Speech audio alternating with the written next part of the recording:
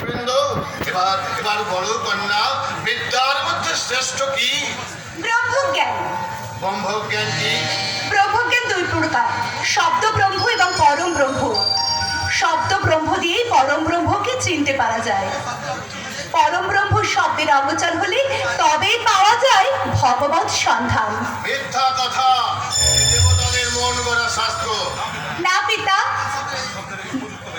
ভগবান শব্দের এই উপযুক্ত ব্যাখ্যা। ভগবানকে আপনার কাছে মহেশ্বর, নিরাকারীদের কাছে ব্রহ্ম, আর সত্যকারের কাছে ভগবান। আমি শুনতে চাই না। দৈত্যপুরীর একমাত্র আরাধ্য মহেশ্বর, তিনি এ রাজ্যের ভগবান। না পিতা, আপনার ধারণা ভ্রান্ত। মহেশ্বর শুধু অংশ মাত্র, তিনি সম্পূর্ণ ভগবান নন। কি বলছো তুমি?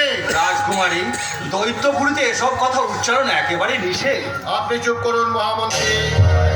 উষা, বলো তো তোমার বিচারে তাহলে ভগবানকে? ঐশ্বর্য, ধর্ম, যশ, শ্রী, জ্ঞান, বৈরাগ্য, এই ছটির একত্রিত নাম হচ্ছে ভগ। ঐশ্বর্য থেকে সম্ভোগ, ধর্ম থেকে ক্লেশ, যশ থেকে গৌরব, শ্রী থেকে শক্তি, জ্ঞান থেকে বিবেক, আর বৈরাগ্য থেকে অনাসক্তি গ্রহণ করে যিনি সর্বভূতে বিরাজমান, তিনিই তো ভগবান। সেই ভগবানটিকে যিনি সৃষ্টি স্থিতি লয় বিদ্যমান, সেই কৃষ্ণস্তু